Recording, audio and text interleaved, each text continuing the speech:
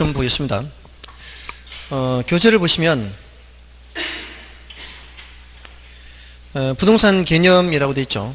거기서 이제 타이틀이 이제 속으로 들어갈수록 이제 요 타이틀이 들어가는 거죠. 부동산 개념하고 이렇게 나누어지고요. 그래서 이 판서를 하는 거 하고요. 그 다음에 이렇게 교재로 만드는 거 하고 약간의 차이는 있어요. 왜냐하면 이제 서론에 해당하는 부분을 설명을 할 때는 이것 말고 한 개가 더 이제 타이틀이 있게 되겠죠. 그래서 판서를 하는 것 위주로 정리를 하시면 돼요. 이렇게 이 내용을 정리를 할 때는. 그래서 처음에 이제 협의의 부동산 이렇게 나오고요. 그 법적 개념에서 협의의 부동산은 토지 및 그 정착물 해서 토지의 내용은 이제 여러분들이 읽어봐 주시면 되고요. 정착물에 의해서 넘어가시면 정착물은 사회 경제적인 면에서 토지에 부착되어 계속적으로 이용된다고 인정되는 물건 이렇게 돼 있죠. 그러니까 부착은 돼 있어야 되죠. 부착은 돼 있고 이제 계속적으로 이용된다고 인정된 물건이에요. 그러면서 이동이 곤란해야 되겠죠. 그리고 정착물에는 사회적 경제적으로 독립된 물건으로 인정되는 독립물과 토지의 일부로 취급되는 부속물 또는 종속 정착물이 있다. 자, 이거는 제가 아까 말씀드리지 않았죠. 정착물에서 다시 더 내용이 있다 그랬죠. 잔가지가 갈라지면서 내용이 있다. 제가 설명을 드리지 않은 부분에 대해서는 굳이 더 이상 깊게 신경 쓸 필요가 없어요. 그 내용들은 이제 조금 더 들어가는 내용이기 때문에 나중에 점차 그려 넣을 거예요. 그래서 그런 것들은 이거 듣지 않았는데 할 때는 이제 지나가셔도 관계없습니다. 그다음에 이제 광의의 부동산 해서 나오죠. 이제 광의의 부동산이란 협의의 부동산에 준부동산을 포함한 것을 말한다. 자, 요거는 이제 아까 요거 준부동산까지 했죠. 그리고 준부동산은 아까 특징이 뭐였어요? 민법상 부동산은 아니지만 민법상 부동산처럼 취급하는 게 그 키워드가 등기 등록이에요. 괄호 2번의 둘째 줄에 있죠. 괄호 2번의 둘째 줄에 보시면은 등기 등록 이런 공시수단을 갖는 거예요. 이런 키워드를 찾아내서 기억하면은 그러면은 많은 내용을 기억할 필요 없이 오늘 키워드만 기억해서 내용을 알 수가 있습니다. 그 다음에 이제 괄호 3번은 여러 가지 준부동산들의 예를 나열하고 있어요. 그러니까 준부동산에 아까 제가 어떤 예를 들었어요? 자동차만 예를 들었지만 자동차 말고도 다른 내용도 있다. 이걸 얘기를 하는 거고요. 그 다음에 밑에 경제적 개념 가면은 그 네 번째 줄에 동그라미 1, 2, 3, 4, 5 이렇게 쭉 나열되어 있죠. 그 단어들을 구별만 하면 되는 거예요. 여기서는. 그 다음에 기술적 개념에서도 그 다음 페이지로 넘어가시면은 동그라미 1, 2, 3, 4, 5 있죠. 이거 이제 구별만 할 수 있으면 되는 정도입니다. 그리고 복합 개념의 부동산이 나오고 있죠. 그 복합 개념의 부동산은 이 셋을 종합적으로 살펴볼 때 복합 개념 부동산 하죠. 그러니까 판서를 할 때는 이렇게 할 수가 있지만 책을 쓸 때는 이렇게 할 수가 없잖아요. 그러니까 얘를 어디로 보낼 수밖에 없는 거예요. 4절로 보내는 거죠. 1절 했다면 2절하고 3절하고 얘가 4절이 되는데 이 4절은 같은 수준의 내용이 아니라 얘네들을 다 복합적으로 살펴보는 개념이죠. 그죠? 그러니까 그냥 책을 읽는 거 하고요. 설명 듣고 보는 거 하고는 차이가 있겠죠. 그냥 읽으면은 1절, 2절, 3절, 4절이니까 같은 등급이네 이렇게 생각할 수 있지만 그것이 아니라 4절은 이 셋을 모두 다 포함하고 있는 그런 개념이다라는 거죠. 자, 다음에 이제 부동산 분류를 보시면 부동산 분류를 이제 토지도 분류하고 건물도 분류하는데 주로 살펴보는 것은 토지를 분류합니다. 여기서는 단어의 뜻만 구별하면 되는 정도예요. 여러분들 지금까지 사시면서 이제 여러 가지 단어들을 들어보셨을 텐데 대지란 말 들어보셨나요? 나지란 말 들어보셨나요? 나대지 들어보셨어요? 나대지는 여기서는 잘 쓰지는 않아요. 여기서는 그냥 나지는 나지, 대지면 대지지, 나대지는 잘 쓰지 않는데 그 결합된 말이 나대지 이렇게 생각하시면 되기는 해요. 근데 결혼에서 그렇게 많이 쓰는 건 아니고요. 근데 맹지란 말도 들어보셨죠? 맹지가 뭐예요? 쓸 수 없는 땅 이렇게 이제 다들 그렇게 생각하면 이해는 하기 쉬운데 도로가 없어서 도로에 접하여 있지 않은 그런 땅이어서 쓸 수 없는 땅 이렇게 보통 얘기하죠. 아무튼 그런 단어들 구별하는 건데 제일 먼저 나오는 것이 대택부 해서요. 대지택지부지 이렇게 나와요. 여기서 택지를 중심으로 생각하시면 돼요. 지금 여기 주변에 택지 개발하고 있는 데 많죠. 택지를 개발한다 그러잖아요. 그럼 택지를 개발한다고 할 때는 그 개발된 토지에다가 뭐 하는 거예요? 건물 올리는 겁니다. 건물 올리는 거예요. 근데 그 건물의 용도를 따져요? 따지지 않아요? 따지지 않아요. 그래서는 주거용이든 상업용이든 공업용이든 건물을 건축할 수 있는 땅은 택지다라고 얘기를 해요. 근데 좀 더 폭넓게 사용하는 용어가 부지예요. 우리가 이거 이제 단어를 좀 사용해 보면 쉽게 알 수 있어요. 아파트 부지 할 때 쓰죠. 그는 건물이 올라가는 땅이죠. 하천 부지란 말 쓰죠. 거기는 건물이 올라가지 않죠. 그러니까 부지라는 말은 건물이 올라가는 경우에도 쓸 수가 있고 건물이 올라가지 않는 경우에도 쓸 수가 있죠. 근데 여기는 건물이 올라가는 경우라는 거죠. 그래서 조금 더 폭넓게 쓰는 말이 부지예요. 그래서 이거는 건축을 할 수 있는 토지 외에도 플러스 일반적인 바닥 토지는 모두 다 부지 이렇게 표현을 해요. 이 단어 뜻만 알면 돼요. 이러면은 거의 90%가 해결이 돼요. 90% 이상. 지금까지 이 토지 분류에서 질문을 했던 것들은 그 뜻만 알면은 다 풀 수 있었어요. 조금이라도 더 깊게 들어가는 건 한 번도 질문한 적이 없어요. 그렇게 봐주시고요. 그 다음에 이제 넘어가시면은 후보지 이행지가 있어요. 후보지라는 단어는 이행지라는 단어와 함께 공통점이 전환 중이란 뜻이에요. 전환 중. 어떤 용도에서 다른 용도로 바뀌어 가고 있는 중에 있는 토지다 이런 거예요. 지금 우리가 주변에서 많이 보고 있어요. 특히 이걸 많이 보고 있어요. 후보지. 이걸 토지를 분류할 때 크게 분류하기도 하고 적게 분류하기도 해요. 크게 분류할 때는 택지 지역과 농지 지역과 임지 지역 이렇게 분류를 해요.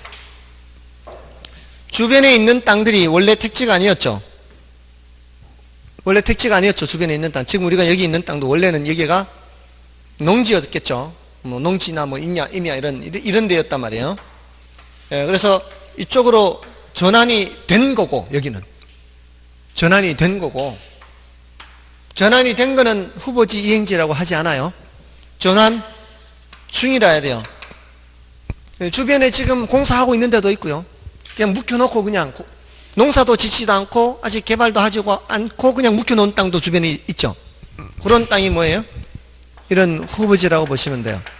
지금 이런 데 가고 있는 중이에요. 그런 거를 택지 후보지라 그러죠, 지금. 지나다 보시면은 뭐 6-3 써놓고, 뭐 5-4 이렇게 써놓고 이런 것들이 있단 말이에요. 그런 데가 뭐라고요? 후보지. 이행지는 뭔가 하면은 택지 지역을 다시 나누어요, 이렇게. 주상공으로. 주거지역, 상업지역, 공업지역 이렇게. 농지 지역을 다시 전답과 이렇게 나누어요. 여기도 또 이렇게 나눠요. 자, 여러분들 예전부터 살던 그런 지역은 주거 지역에서 상업 지역으로 이렇게 바뀌어 가고 있는 경우도 있죠. 주로 이게 많이 나타나요. 주거 지역에서 상업 지역으로 가는 경우가 더 많아요. 상업 지역에서 주거 지역으로 가는 것보다. 이렇게 전환 중인 경우에는 이 테두리 범위 내에서 전환 중이죠. 이 테두리 범위 내에서 전환 중인 토지를 이행지라 그래요. 여기서도 답지 지역에서 전지 지역으로 많이 가거든요. 우리나라 이제 논밭이잖아요. 논농사 면적이 점점 줄어들고 있죠. 이 논농사 지어서는 이게 소득이 별로 없으니까 논농사 하다가 밭농사로 이렇게 바꾸는 거죠. 이렇게 바뀌어 가고 있는 중에 있으면 요 범위 내죠. 테두리 범위 내. 테두리 범위 내에서 전환 중이면 뭐고요? 이행지고요. 이 테두리를 벗어나면은 후보지가 되는 거죠. 테두리를 벗어나면 이제 여기서 이쪽으로 가는 거니까. 맞나요? 테두리를 벗어나면 무슨 토지? 후보지. 테두리 범위 내에서 전환 중이면 이행지 이렇게 되는 거예요. 이런 구별만 할 수 있으면 되는 정도예요. 근데 이제 이런 단어들 다 지금 처음 들어보시죠? 후보지는 들어보셨겠다. 뭐 택지 후보지 뭐 이런 말은 들어보셨겠죠. 그냥 일상생활에서 이행지란 말은 잘 안 들어보잖아요. 그러니까 이런 것들만 이제 좀 더 보완을 하시면 되고요. 그다음에 필지 획지라는 단어가 나오죠. 필지 획지, 요거 필지는 들어보셨죠? 획지도 들어보셨나요? 필지 획지? 여러분들 땅 갖고 계신 분들, 네, 몇 필지 땅 갖고 있는데 이렇게 얘기하죠. 그 몇 필지 할 때 그 필지가 등기부상 등기되어 있거나 또는 토지대장에 등록되어 있는 그 이제 한 개, 두 개 이렇게 그게 몇 평인지는 알 수가 없죠. 뭐 10평짜리 한 필지도 있을 수 있고 몇 평짜리 한 필지도 있을 수 있어요.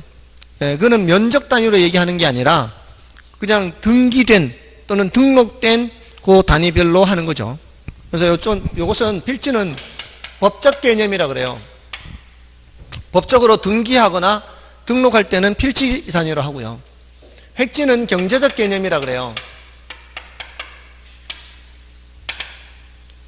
요 법적인 측면은 주로 권리 측면을 보는 거거든요.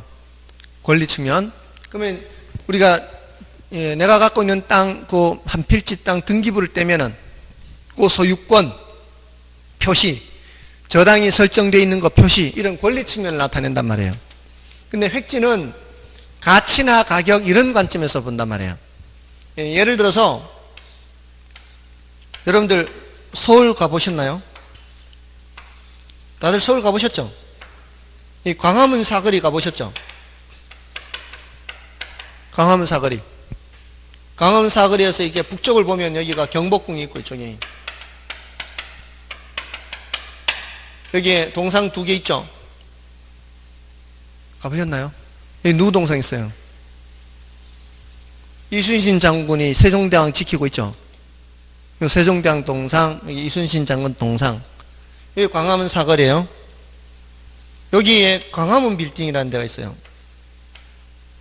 광화문 빌딩. 이 광화문 빌딩 이제 건물이 이 부지 위에 이렇게 있거든요. 요 밑에 부지가 있을 거 아니에요, 부지가. 건물에 올라가 있고. 요 부지, 아까 했던 그런 부지, 건물에 올라갈 수도 쓰고. 요 부지가 몇 개예요? 요 부지 건물 한 개 올라갔으니까 하나죠. 요럴 때 쓰는 말은 획지 개념으로 쓰는 거예요. 그 부지는 이제 하나의 획지다 그래요. 하나의 획지다. 그 소리는 요 땅값이나 요 땅값이나 어떻다는 얘기예요?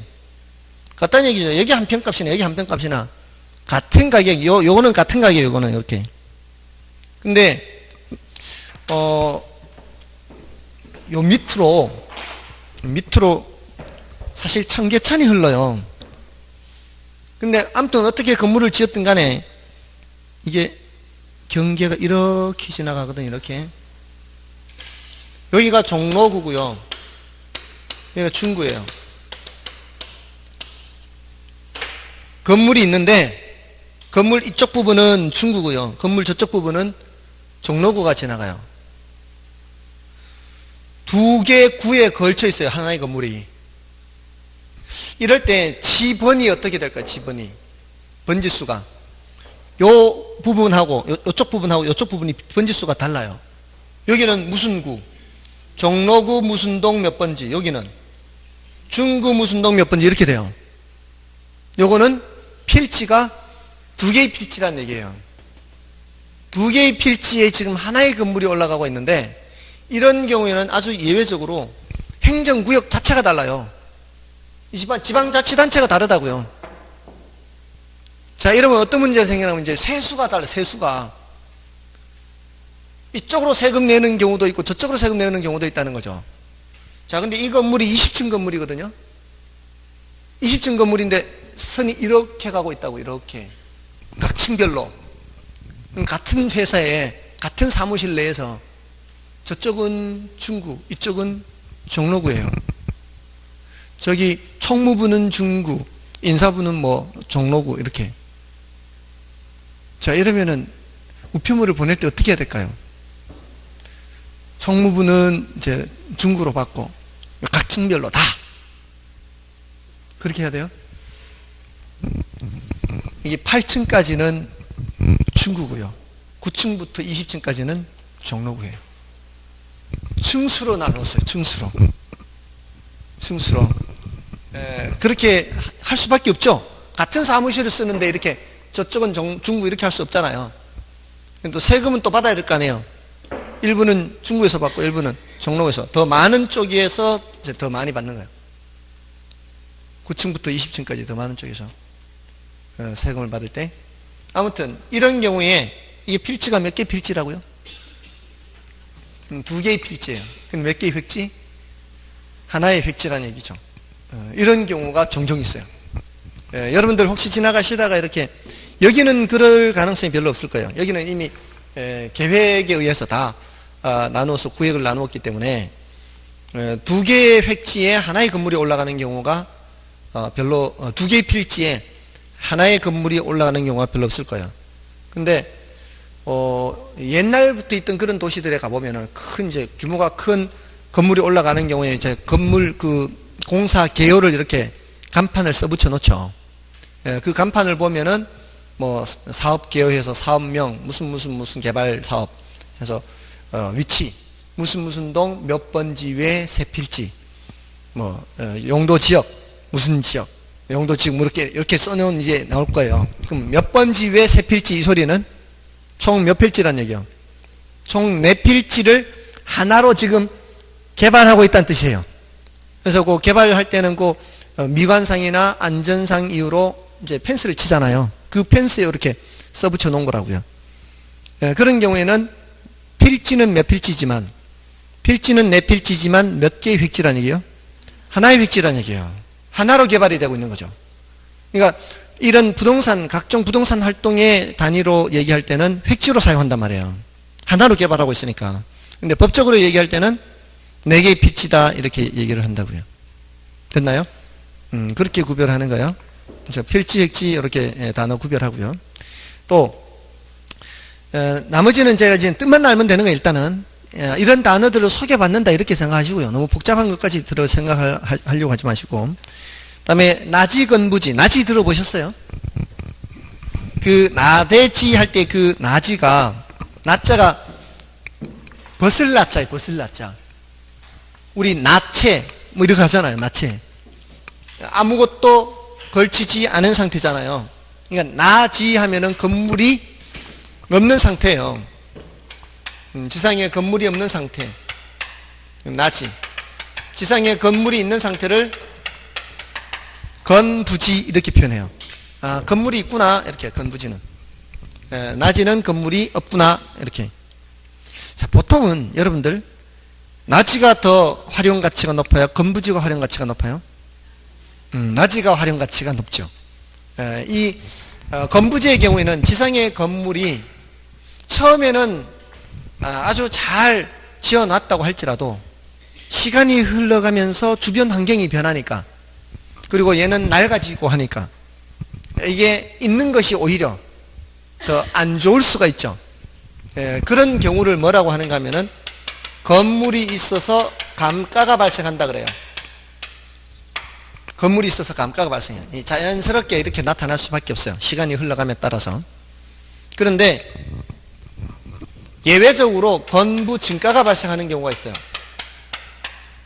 이게 이제 일반적인데 이거 예외적이에요. 이게 뭔 소린가 하면 건물이 있는 게 오히려 낮은 상태의 땅값보다 더 비싸다는 거예요. 건물이 있는 상태가. 이런 경우는 별로 없어요. 왜냐하면 지상의 건물이 지금 가장 최상의 상태라야 낮은 상태의 가격하고 똑같아요. 최상의 상태라야. 근데 대부분의 경우는 시간이 흘러가면서 주변 환경 변하니까, 원래는 거기 주거지역이어서 주택을 지어놓으면 제일 잘 사용하는 그런 용도인데 주변이 자꾸 바뀌어가서 상업지역으로 바뀌어가면 원래 있던 저 건물 때문에 오히려 철거해서 상업용 건물 짓는 게 더 낫거든요. 그럴 땐 건물 있는 게 차라리 안 좋은 거죠, 이거보다. 근데 어떤 경우에 이런 건물 증가가 발생하는가 하면 개발 제한 구역 같은데요. 개발 제한 구역 들어보셨어요? 개발 제한 구역은 개발이 제한된다는 뜻이죠. 여기가 개발 제한 구역이라고 생각해 보세요.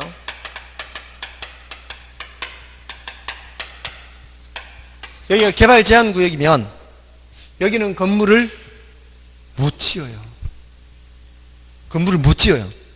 여기는 헐고 새로 지을 수가 있어요. 기득권을 보호해 주기 때문에 그래요.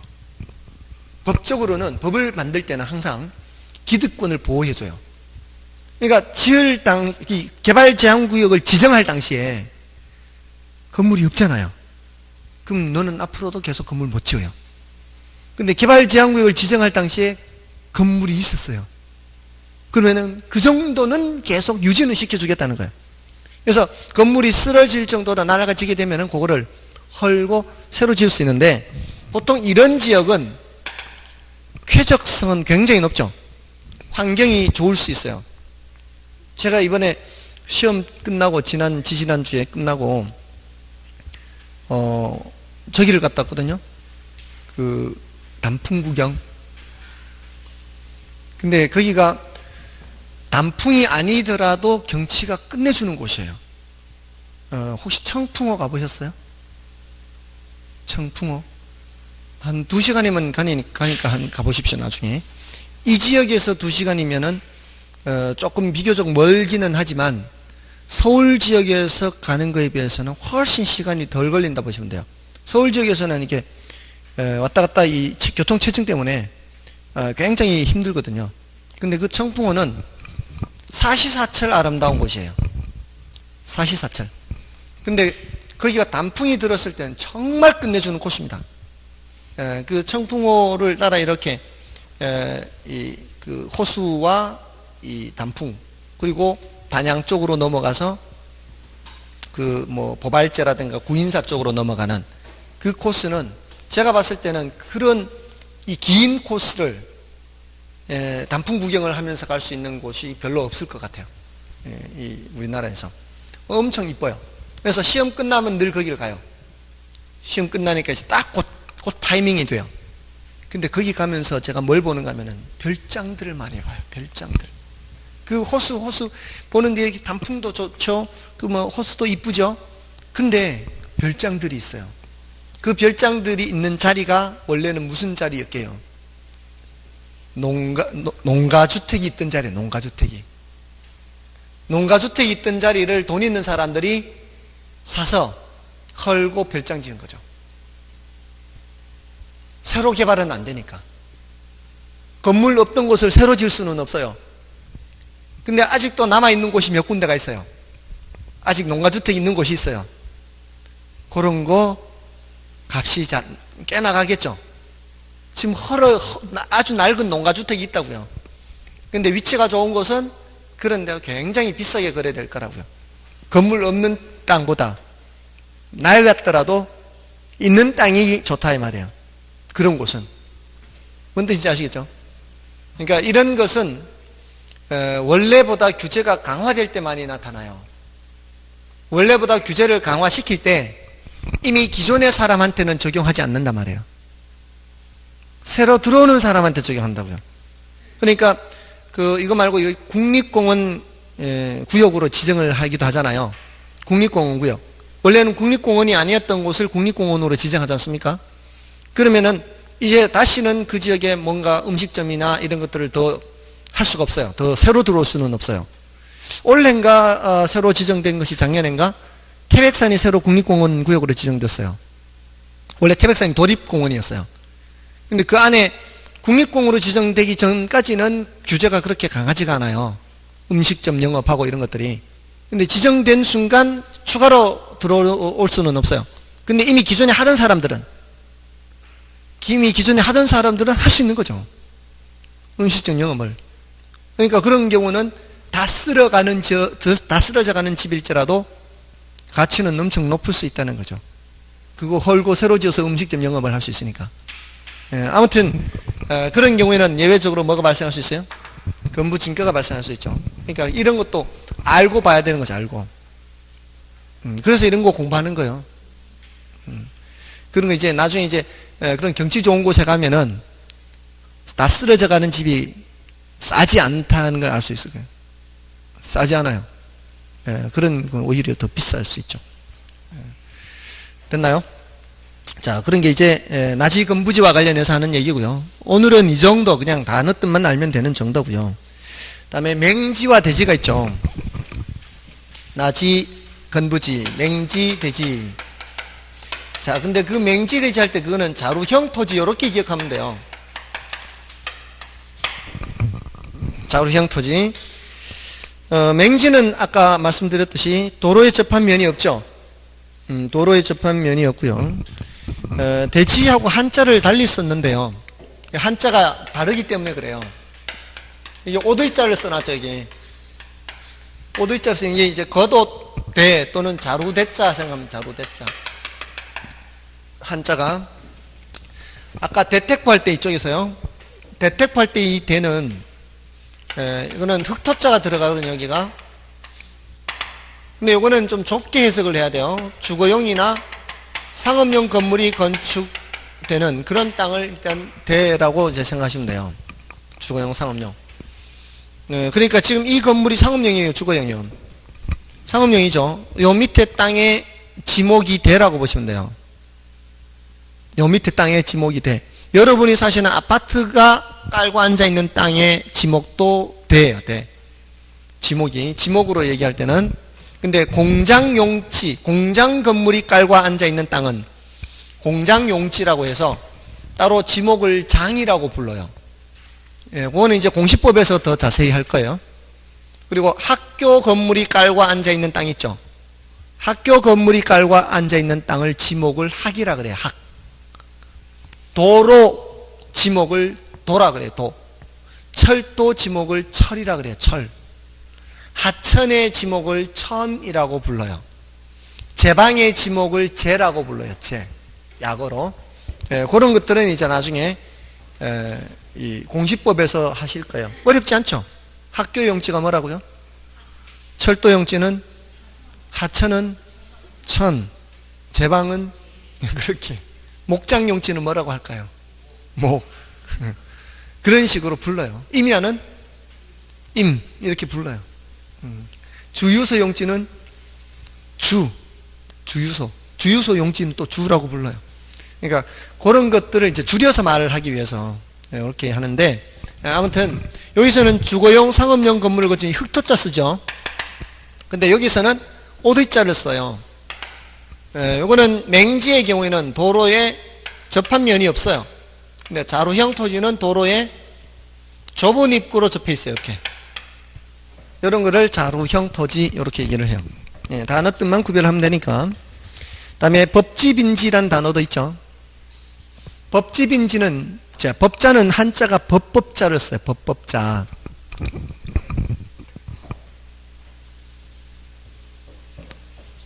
지금 혹시 지금 하는 내용이 좀 맞는가요? 처음 하는 것 치고는? 처음 하는 것 치고는? 많지 않아요? 많아요. 지금 오늘 한 내용이 부동산 개념이라는 거 했죠. 부동산 개념해서 크게 가지가 몇 개 있었어요? 3개 있었죠. 그 가지를 기억하는 거예요. 아, 법적인 개념, 경제적 개념, 기술적 개념이 있구나. 그 중에서 잔가지가 나가는 거는 법적인 개념에서 있었죠. 법적인 개념에서 협의, 광의 이렇게 있었죠. 그러니까 이런 여기까지만 기억을 해도요, 오늘 수업은 충분한 거예요.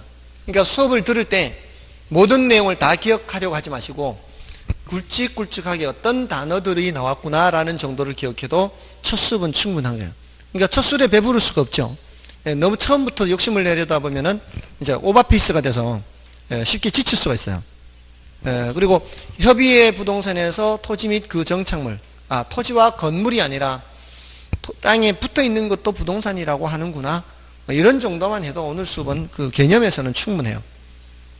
그러면 이제 그 정도로 이제 내용 정리를 하고 세부적인 것은 생각이 안 나더라도 그렇게 크게 신경 안 써도 된다는 거죠. 그리고 이제 이 부동산 분류로 넘어와서는 대택부 했죠. 대지택지부지 했지만 아까 제가 택지를 중심으로 얘기를 했어요. 다를 기억하기보다는 뭐를 하나를 더 기억하는 거예요? 택지 하나를 더 기억하는 거죠. 그러면은 나중 되면은 구별이 되니까. 택지는 주거용이든 상업용이든 공업용이든 건물을 건축할 수 있는 토지 이렇게. 하나의 공부 팁인데요. 나중에 여러분들이 2개를 해야 되거나 3개를 해야 될 때 하나만 하는 게 요령이에요. 괜히 2개를 하면은 헷갈릴 수가 있어요. 헷갈릴 수 있는 경우가 2가지가 나올 때는 하나만 하는 게 요령이에요. 예를 들어 제가 예전에 국사를 참 못했는데 법흥왕, 진흥왕 이 항상 헷갈렸어요. 그 2왕이 가야를 정복했는데 하나의 왕이 금관가야를 정복했으면 다른 왕이 대가야를 정복했어요. 그러니까 하나의 왕이 금관가야, 하나의 왕이 대가야예요. 법흥왕, 진흥왕 둘이가. 저는 이걸 늘 헷갈렸어요. 근데 바보같이 2개 다 했기 때문에 헷갈린 거죠. 하나만 했으면 안 헷갈렸을 거 아니에요. 괜히 2개 다 해서 헷갈린 거예요. 그랬더니 어떤 수험생분이 뻐끔뻐끔 하래. 뻐끔뻐끔. 법흥왕이 금관가야를 정복했대요. 뻐끔뻐끔. 법흥왕이 금관가야를 정복을 했기 때문에 그거 하나만 알고 있으래요. 그럼 됐잖아요. 그럼 나머지는 대가야가 진흥왕하고 연결되는 거죠. 이 요령. 공부할 때 요령이에요. 여러 개를 해야 될 때, 여러 개가 많을 때는 다 버려버리고 하나만 집중적으로 하는 거예요. 하나만 집중적으로 하다 보면은 나중에선 이제 비교가 되니까, 이제 구별이 되니까, 구별을 할 수가 있어요. 근데 처음서부터 여러 개를 다 해버리면 그는 뒤섞여가지고 이제 안 될 수가 있다는 거죠. 그래서 대택부 이렇게 3개 나오면은 택지를 중심으로 한다거나, 필지, 핵지 나오면은 필지를 중심으로 한다거나, 뭔지 아시겠죠? 나지, 건부지 하면은 뭐 나지나 또는 건부지 이걸 중심으로 한다거나, 이렇게 하시면 되는 거예요. 요령. 아시겠죠? 다음에 이제 법지, 빈지 나오고 있죠. 법지는 법으로만 소유하고요. 활용실익이 없는 또는 활용실익이 적은 토지를 법지라고 해요. 법지. 빈자는 한자가 어려워요. 한자가 어려운데 손님 빈자라는 한자가 있어요. 손님 빈 있죠. 그 옆에다 이제 삼수를 붙인 건데 이게 물수가 붙어서 이게 물가빈이 물가. 그래서 이게 단어가 어려서 법률에서는 바닷가라는 용어로 바꿨어요. 바닷가라는 용어로. 그래서 이거는 어떤 경우를 말하는가 하면은 이렇게 경사진 토지 있죠. 경사진 토지의 경우에는 내가 법적으로는 여기까지 소유하고 있어요. 100제곱미터를 내가 소유하고 있어요. 근데 사용할 수 있는 땅은 100제곱미터 안 되죠. 사용할 수 있는 땅은 여기서부터 여기까지밖에 안 되잖아요. 요거는 별로 활용실익이 없잖아요. 해봐야 뭐 무슨 조경 같은 거나 하나 뭐 이런 정도고 실제로 활용할 수 있는 땅은 이거밖에 안 돼. 그럼 20제곱미터는 사용을 못하는 땅이죠. 곤란한 땅. 이런 땅을 뭐라 그래요?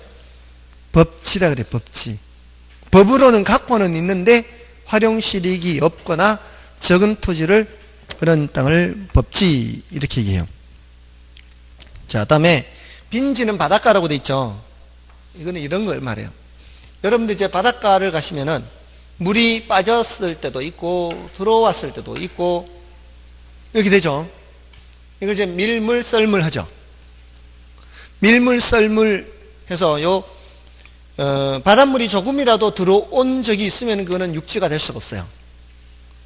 바닷물이 들어온 곳까지는 육지가 될 수 없어요. 소금기가 있으면 육지가 아니에요. 소금기가 있으면 육지가 아니고 제일 높게 들어왔을 때를 기준으로 해서 이쪽이 육지, 이쪽이 바다 이렇게 구분해요. 육지와 바다를 학문적으로 구분할 때는. 자, 근데 측량을 할 때 지적공사, 요즘 이름 바뀌었죠. 그 지적공사 직원들이 측량을 할 때 여기에다가 폴대를 꽂아놓고 측량하는 게 아니고 일정한 거리를 들어와서 측량을 해요. 여기서부터 측량을 해요. 그럼 여기는 측량 자체가 없어요. 안 돼 있어요. 요런 땅을 뭐라고 해요? 빈지라고 해요. 측량 자체가 안 되는 빈지. 바닷가. 요거는 활용 실익은 있다 이렇게 표현하거든요. 활용 실익은 있다. 어떤 활용 실익이 있을까요?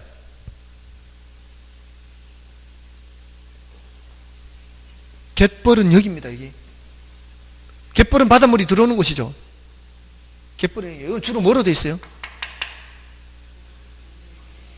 모래사장. 주로 모래사장이죠. 예. 텐트값 받잖아요. 텐트값. 또는 이제 고기 잡아오면은 거기서 말리잖아요. 여기서 말리잖아요. 덕장 말리고 하는 거. 예, 이런 활용식이 있어요. 소유권 표시는 있다 없다? 소유권 표시 있어요? 여기에? 소유권 표시 없어요. 왜? 측량을 여기서부터 했으니까. 얘는 측량 자체가 안 돼 있으니까 소유권 표시가 돼 있다 안 돼 있다? 안 돼 있어요. 측량이 없는데. 누구 거예요 그러면? 측량 안 돼 있으면. 측량 안 돼 있는 이 부분은 국유예요. 국유. 무주 부동산은 국유라고 법으로 정해놨어요. 주인 없는 부동산은 누구 거? 국가 거. 그럼 주인 없는 동산은? 먼저 잡는 놈 거. 뭘 선점이라 그래요. 나중에 민법에서 배울란지 몰라요. 선점. 먼저 잡는 놈이 임자예요.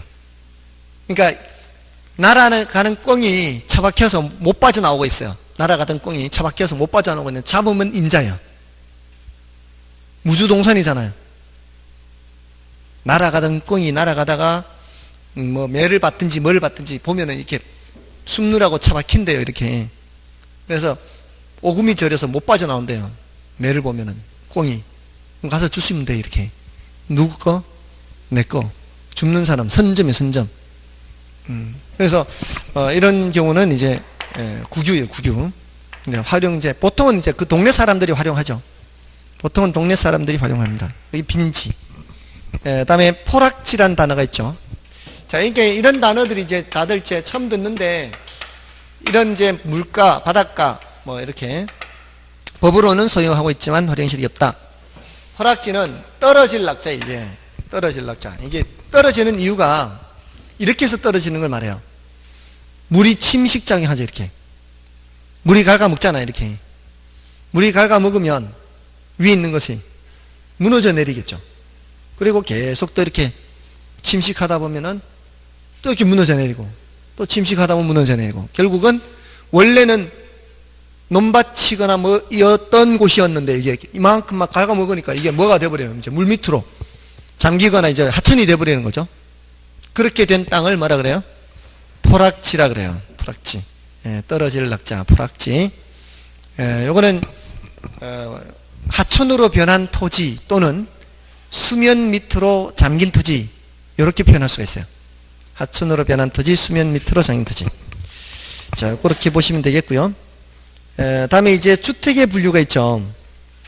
자, 이 주택의 분류는 단독주택과 공동주택. 자, 요거를 이제 구별을 하시는데 이거 이번에도 시험에 나왔어요. 시험에 나왔는데 시험을 떠나서 여러분들이 이 정도로는 좀 상식적으로 알고 계셔야 되고 나중에 중개할 때도 당연히 아셔야 돼요. 단독주택은 말 그대로 단독주택하고요.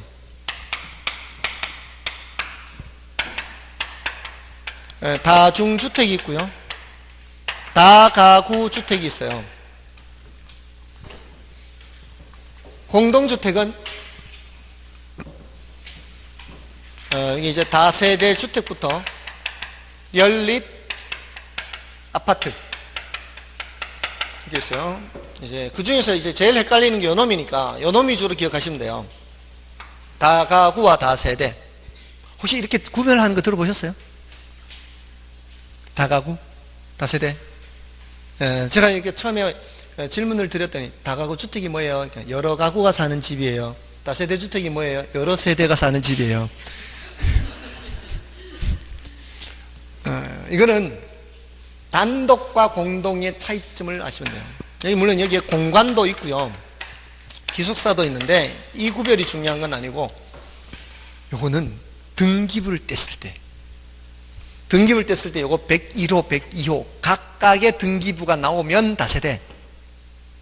각각의 등기부가 안 나와요. 건물 통째로 등기부밖에 안 나와요. 그러면 다가구예요. 제가 예전에 학교 앞에서 집을 얻었을 때 제가 뭐 201호인가 뭐 얻었어요. 201호니까 이제 그 건물 이제 주소 쳐서 등기부를 뗀다고 201호 쳐서 들어갔는데 201호 안 나와요. 201호 절대 안 나와요. 그게 왜 그러겠어요? 201호가 안 나온다는 것은 그 집이 단독주택이었기 때문에 그래요. 다가구였기 때문에. 건물에는 201호, 202호 붙어 있어요. 건물에는 201호, 202호 붙어 있는데 등기부는 201호, 202호 없어요. 근데 요거는 그 붙어 있는 그대로 등기부가 나와요. 요놈은. 그게 차이점이에요. 이건 통째로 나온다고, 통째로. 그래서 이런 집을 얻을 때는 조심해야 되는 게, 이 전체 세대로 사는 집이 많죠. 그럼 전체 세대로 사는 집의 그 보증금 총 합계가 얼마인지를 알 수 없는 거예요. 그럼 뒤에 들어가는 사람은 만약에 문제가 생겨버리면 돈을 못 받을 수 있는 거죠. 보증금 총합이 이미 오바됐을 수 있어요. 이미 기존에 저당 설정 받은 것도 있고. 근데 요거는 뭐만 확인하면 돼요? 내가 떼는 몇 호, 거기에 저당 설정되어 있는 것만 확인하면 되는 거예요. 그리고 거기에 내가 세대로 들어간다는 얘기는 다른 집은 없잖아요. 내 것만 생각하면 되는 거예요. 내 것만. 근데 여기는 이미 기존에 그 집에 세대로 사는 사람들의 보증금 총 합계를 생각을 해봐야 되는 거예요. 네, 근데 이제 육안으로 봤을 때 얘는 3층까지 가능해요. 얘도 3층까지고요. 3계층이에요. 정확하게 말하면 3계층. 3계층과 3층은 다른 개념이에요. 1층에 주차장이 있을 수 있죠. 1층에 주차장이 이런 구조를 필로티 구조라 그래요. 필로티 구조일 때는 건물 층수는 모두 4층으로 올라가는 거죠. 4층으로. 요거는 4계층이에요. 4계층. 4계층. 5층 이상. 이렇게. 자, 그러니까, 자, 요거 가지고 이제 구별을 할 수가 있는데, 일단 주택으로 사용되는 부분이 4계층이다. 그럼 뭐라고 생각하면 돼요? 다세대죠. 주택으로 사용하는 부분이 3계층이다. 그러면 안 된다는 거예요. 주택으로 사용하는 부분이 4계층을 지어야 하는 게 아니라 4계층까지 지을 수 있다는 얘기예요. 3계층짜리 다세대도 있다는 얘기예요. 4계층까지 지을 수 있다는 얘기니까 3계층짜리 다세대도 있다는 뜻이에요. 그럼 주택으로 사용되는 부분이 3계층일 때에는 확인 들어가야 돼요. 다세대가 아닐 수 있으니, 이 다가구가 아닐 수 있으니까, 다세대일 수도 있으니까 3계층일 때는 그럼 어떻게 확인 들어갈까요? 등기부를 떼봐요. 등기부를 떼서 호별로 나오면은 뭐고요? 다세대. 호별로 안 나오면 다가구야. 여기 혹시 단독주택에 사시는 분 계시나요? 단독주택. 아파트예요? 아파트신가요? 아파트 아니신 분 안 계십니까? 아파트, 전부 다 아파트예요? 대단합니다. 여기 모두 다 에브리언 아파트. 그럼에도 불구하고 다음 주에 숙제. 여러분들이 사시는 집 등기부를 떼보세요. 등기부 떼는 게 숙제. 대법원 사이트에 들어가면 있어요. 대법원에 등기부 떼는 사이트가 있어요. 1,000원 안 할 거네. 1,000원. 1,000원 안 할 거예요. 떼보시면 돼요. 쉽게 뗄 수 있어요. 예? 700원인가? 예, 그냥 열람용은 700원이면 될 거예요. 열람용은 700원이면 돼요. 프린트 할 수 있어요. 한번 떼보십시오. 거기에 이제 어떻게 되어 있는가. 앞으로 계속 공부하셔야 돼요, 이거. 공시법에서도 할 거고, 민법에서도 할 거고요. 등기부 누구나 뗄 수 있어요. 자기 집 아닌 집도 얼마든지 뗄 수 있습니다. 누구든지. 다른 집 얼마든지 떼볼 수 있어요. 건너편에 단독주택 지역에 있는 그 집 등기부 떼봐도 되고요. 아무 다 떼봐도 됩니다. 자, 아무튼 그렇게 해서 등기부가 호별로 나오면 다세대, 호별로 안 나오면 다가구. 이렇게. 그 다음에 규모의 차이는, 얘는 이제 층수 차이는 있는데 규모의 차이는 없어요. 모두 다 660제곱미터 이하예요. 이하예요. 근데 요 놈은 330제곱미터 이하고요. 요 놈은 660제곱미터 초과예요. 초과. 그러니까 이쪽으로 오면 올수록 점점 규모가 커지는 거예요. 이렇게 갈수록. 이렇게 경로가 이렇게 갈수록 규모가 커지는 거죠. 규모가 커지고 여기는 같고 여기는 규모가 더 커지고 이렇게. 그렇게 생각하시면 돼요. 이렇게 커지는 거예요. 왜 330제곱미터, 660제곱미터라고 할까요? 그 숫자를 다 많은 숫자 중에 하필 330, 660이라는 숫자가 왜 나왔을까요? 평 때문에 평. 330제곱미터는 약 100평이에요. 660제곱미터는 약 200평이에요. 그럼 300평은 990제곱미터겠죠. 그럴 때는 굳이 990제곱미터 안 쓰고 그냥 1000제곱미터 쓰면 되겠죠. 그러니까 앞으로 여러분들이 이런 숫자를 볼 거예요. 그럴 때 그거를 좀 이렇게 생각하시면 돼요. 만제곱미터, 이제 공법에서 많이 나와요. 그런 숫자가. 그러면 이제 그런 숫자를 들었을 때 어느 정도 감을 잡으면은 기억하기가 훨씬 쉬워요. 만제곱미터는 100 곱하기 100이거든요. 100m 곱하기 100m. 이렇게 100m, 이렇게 100m. 이 만제곱미터예요. 맞죠? 그러면 어떻게 생각을 하시면 되는가 하면은 조금 넓은 운동장이라 생각하면 돼요. 100 곱하기 100이니까. 여러분들 요즘 운동장이 대각선으로 해야 겨우 100m가 나오거나 할 거예요. 그냥 해서 100m 잘 안 나와요. 대각선으로 해서 100m인 운동장은 보통의 경우라고 생각하시면 되고요. 이게 한 면이 100m, 100m면 조금 큰 운동장이다. 여기에 몇 제곱미터? 10,000제곱미터예요. 10,000제곱미터. 그런 이제 감을 좀 익히시는 게 좋고요. 지금 여기 이 바닥에 있는 거 이렇게 좁은 경우에도 이게 다 규격화가 된 거거든요. 이게 이 타일의 크기가 규격화가 돼 있어요. 이런 거 넓이를 생각할 때도 처음에는 이거를 이제 감각으로 몰라요.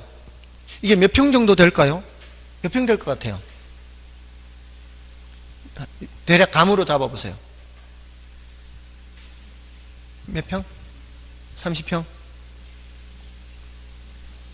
40평. 쉽게 30평, 40평, 50평. 이렇게 30평, 40평, 50평. 세 가지 중에 한번 생각해 볼게요. 감각으로 따지자면 이게 쉽지 않아, 이게. 40평인가, 50평인가? 몇 평 돼 보여요? 느낌에, 그냥 느낌에. 40평. 조금 오바, 밑으로. 오바, 밑으로. 글쎄요, 저도 이게 감이 좀 없는데, 30평, 40평이라도 밑으로 갈 것 같아요. 오바는 아닐 것 같아요. 자, 이건 처음에는 이건 세봐야 돼요. 타일이 요게 9개가 한 평이에요.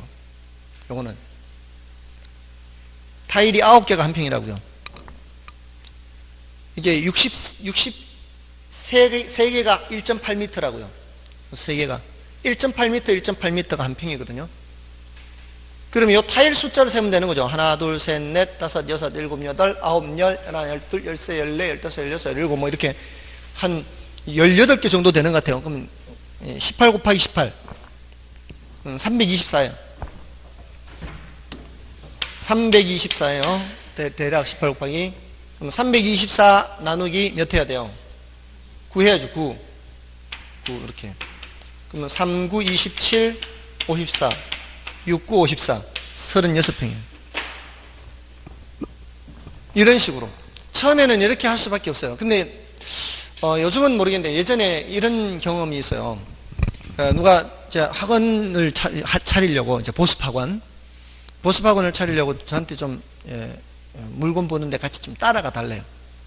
그래서 같이 따라갔는데, 그 보습학원 인가가 나려면 면적이 어느 정도 이상 돼야 돼요.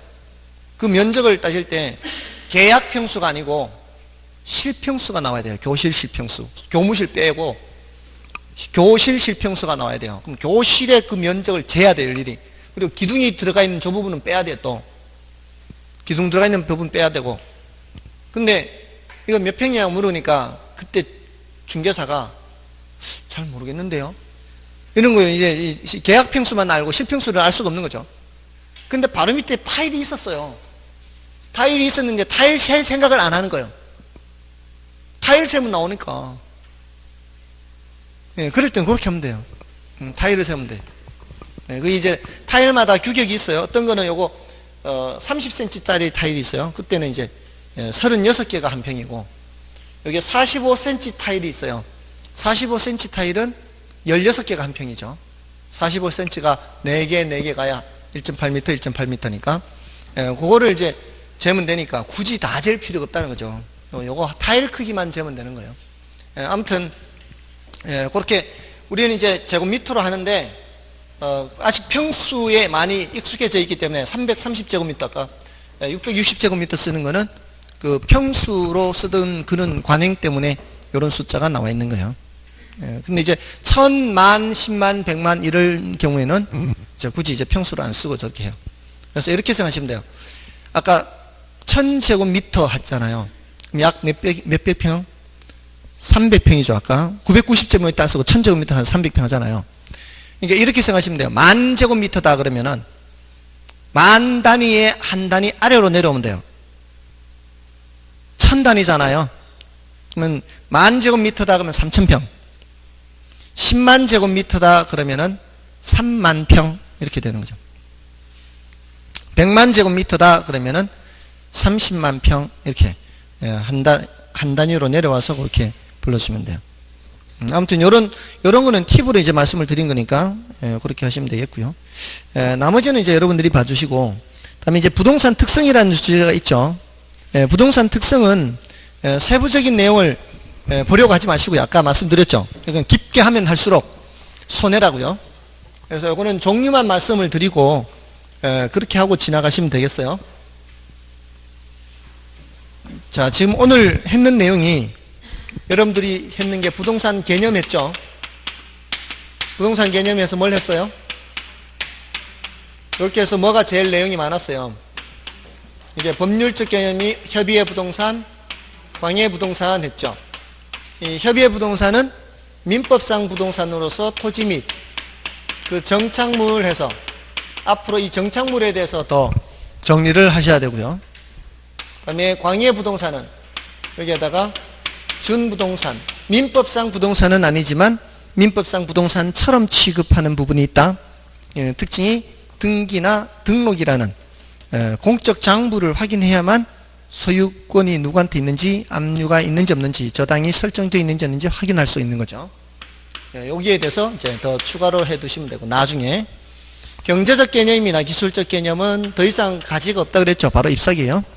상품, 생산재, 소비재, 자산, 자본 이런 단어들. 여기는 공간, 자연, 위치, 환경, 토목, 지질 이런 단어들 구별만 하면 돼요.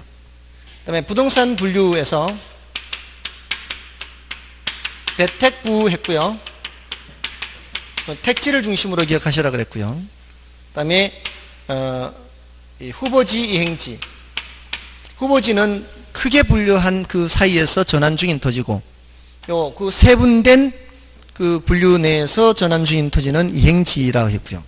그 다음에 필지, 획지 할 때는 필지가 법적 개념으로서 등기 등록상의 단위예요. 필지별로 등기하게 돼 있어요. 등록하게 돼 있어요. 이거는 경제적 개념이고요. 두 개 필지 이상이 하나의 획지가 될 수도 있고요. 경우에 따라 한 개의 필지가 여러 개 획지가 될 수도 있어요. 경우에 따라. 그 다음에 나지 건부지 했죠. 지상에 건물이 없는 땅, 나지. 건물이 있는 땅, 건부지. 지상에 건물 때문에 가치가 하락하는 경우가 보통인데 예외적으로 건부 증가가 발생할 수 있어요. 경치 좋은 곳, 그런 것들은. 그 다음에 맹지 자루형 토지. 좁은 입구로 도로에 접속한 토지, 도로에 접합면이 없는 토지. 그 다음에 풀악지 했죠. 법지 빈지도 했네요. 법지 빈지. 법으로만 소유할 뿐 활용 실익이 없거나 적은 경사진 토지를 말하고요. 빈지는 바닷가라 그랬죠. 요거 물가 빈자를 써서, 이거는 소유권 표시는 되어 있지 않지만 활용 실익이 있는 땅. 포락지는 무너져 내린 토지죠. 그게 이제 물의 침식 작용 때문에 무너져 내려서 하천으로 변하거나 물 밑으로 잠긴 토지, 수면 밑으로 이렇게. 그다음에 이제 부동산 특성인데, 요거는 이제 내용을 굳이 공부하기보다는 종류만 아시면 되겠어요. 종류만. 그 종류가 이제 자연적 특성과 인문적 특성 하는 게 있어요. 자연적 특성은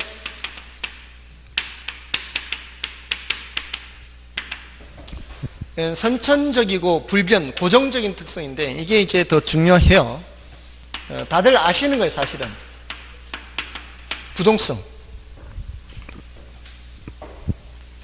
예, 부동산 특성 중에서도 이게 토지 특성을 위주로 얘기합니다. 토지 특성. 토지는 이동할 수 있어요, 없어요? 없죠. 부증성. 양을 증가시킬 수 있다, 없다? 토지는 생산량 뚝딱뚝딱 만들어낼 수가 없죠. 이걸 이렇게 오해하시면 안 돼요. 지금 택지양이 늘어나고 있잖아요. 택지양이 늘어나고 있으면 늘어나는 거 아닌가? 택지양이 늘어난다는 것은 농지양이 줄어든다는 얘기 아니에요. 다른 용도가. 전체 양은 변함이 없죠. 그런 의미에서 봐야 돼요. 예, 이거는 물리적인 양을 증가시킬 수 없다는 얘기예요. 그래서 절대로 증가시킬 수 없어요. 예외가 없어요. 부증성은. 그 다음에 영속성. 토지가 소모되지 않아요. 다 없어지지 않아요. 그렇죠. 그 다음에 개별성. 모든 토지는 다 제각각이다. 인접성. 모든 토지는 다 연결돼서 붙어 있다. 용도 다양성.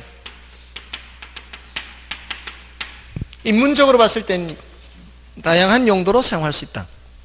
그 다음에 병합해서 사용할 수도 있고 분할해서 사용할 수도 있다. 지금 어떻게 됩니까? 지금 우리가 지금 이 주변은 대부분 농지였었는데, 농지를 사용하기 위해서는 좀 필지를 나누어야 돼요. 어떤 경우 이제 아파트 단지 같은 경우는 좀 합의화될 수도 있지만, 상업 용지 같은 경우에는 농지보다는 사용하는 그 획지의 크기가 굉장히 적죠. 농지는 뭐 한 필지가 몇천 평도 있잖아요. 근데 상업 용지는 몇천 평짜리 되는 상업 용지는 거의 없죠. 이렇게 분할해서 쓰는 거죠. 그래서 병합해서 쓰기도 하고 분할해서 쓰기도 하고. 그다음에 사회적, 경제적, 행정적 위치 가변성이에요. 물리적 위치는 고정돼 있어요. 부동성. 이건 물리적 위치를 말하는 거예요. 요거는 인문적 위치를 말하는 거예요. 그러니까 어떤 지역이 공장지대이던 곳이 아파트 단지로 변해요. 그게 뭐가 변하는 거예요? 이런 인문적 위치가 변하는 거죠.